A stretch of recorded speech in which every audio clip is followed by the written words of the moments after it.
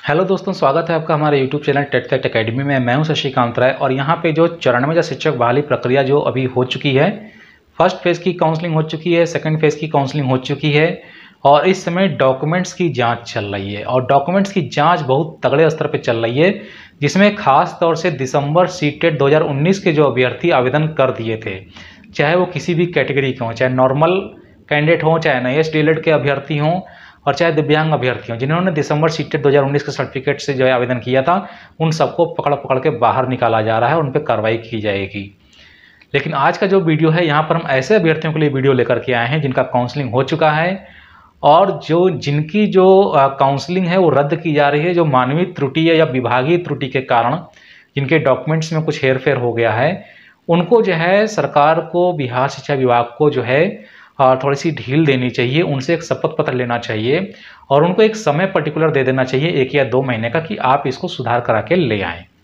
क्योंकि ये जो है बहुत बड़ी मात्रा में ऐसे अभ्यर्थी हैं जिनके डॉक्यूमेंट्स में कोई ना कोई गलती होती है और ये गलतियां जो हैं 2 प्रकार की जो है देखने के लिए मिल रही है, जिसमें सबसे पहली गलती तो हम देंगे मार्कशीट को लेकर के और इसके साथ ही जो डिग्री स्तर के जो डॉक्यूमेंट्स होते हैं और जो प्रशिक्षण स्तर के जो डॉक्यूमेंट्स होते हैं उनको लेकर के।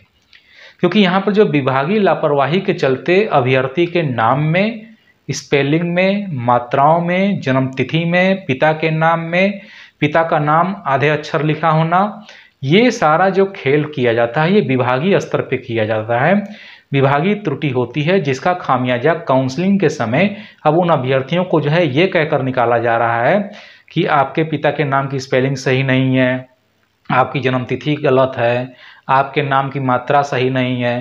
तो ये सारी चीज़ें जो हैं बता करके, जो कि डॉक्यूमेंट्स में जो गलतियां हैं, बोर्ड की, डिग्री की, प्रशिक्षण की, ये विभागीय त्रुटि है। इसके लिए किसी अभ्यर्थी को जिम्मेदार जो है नहीं ठहराया जा सकता है, उनसे शपथ पत्र लेकर के उनको मौका देना चाहिए इसको सुधार कराने के लिए।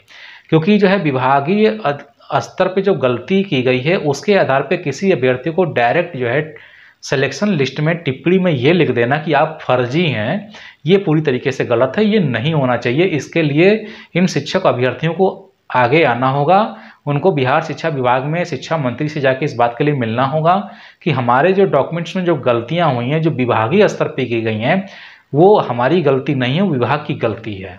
उस डाटा को जो है वहाँ से मैच कराया जाए। अगर वहाँ पर भी गलत इन्फॉर्मेशन दर्ज है, जो फॉर्म भरे जाते हैं उन फॉर्म को जांच होनी चाहिए और नहीं तो फिर उनको सुधार करने के लिए मौका दिया जाए। क्योंकि ऐसे अभ्यर्थी कतई फर्जी नहीं होते हैं, क्योंकि ये ज़्यादातर लोगों में देखने के लिए मिला है मार्कशीट में कि उनके नाम में जैसे किसी का वीरेंद्र नाम होता है तो बी से भी कर देते हैं या बी कर देते हैं। जैसे यूपी में जो है बी लिखते हैं वीरेंद्र को, बिहार में जाएगा तो भी ही लिखेंगे। और जो फार्म आवेदन अप्लाई किया गया है, पता चला या सीटेट में या बिहार टेट में, उसमें बी लिखा हुआ है, तो इसके आधार पे आप किसी को छांट नहीं सकते।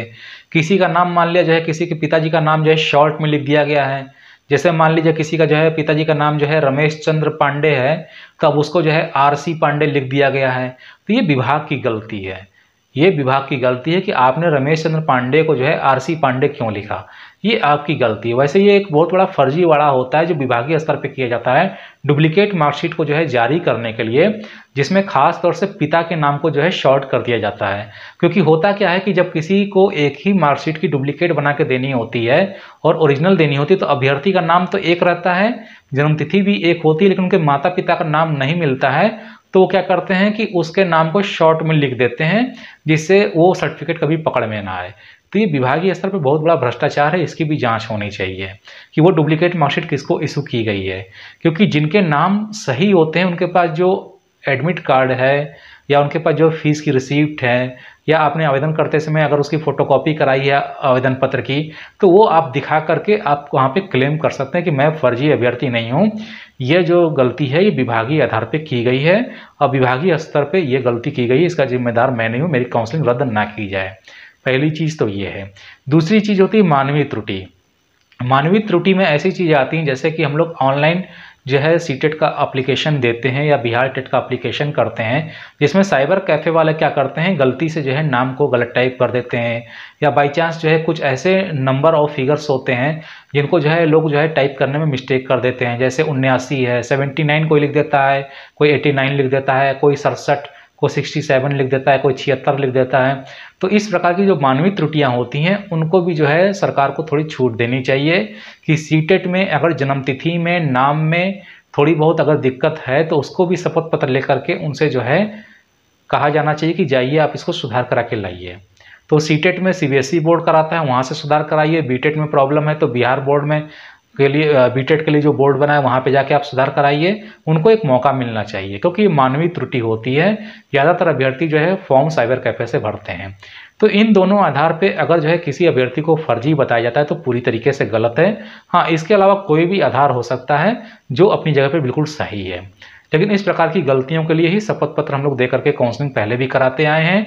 2012 से काउंसलिंग जो है होती रही है शपथ पत्र दे करके कि मेरा नाम में ये चीज़ जो है छोड़ दी गई है विभाग द्वारा, इसको जो है ये माना जाए।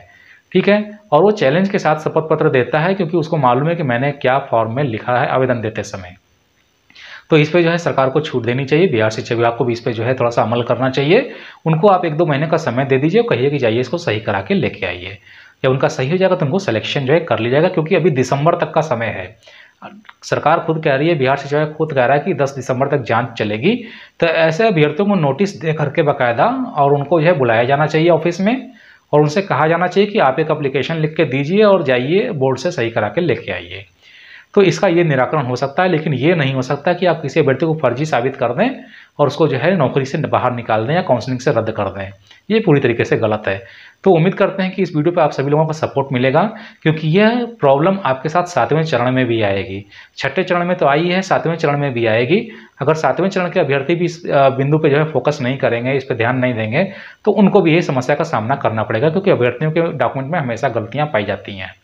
तो उम्मीद है कि वीडियो पसंद आया होगा। वीडियो अगर पसंद आए तो वीडियो को लाइक करिएगा, शेयर करिएगा, चैनल को सब्सक्राइब करना ना भूलिएगा। तो जल्दी मिलते हैं अपने नए वीडियो के साथ में, तब तक के लिए इजाजत दीजिए। धन्यवाद।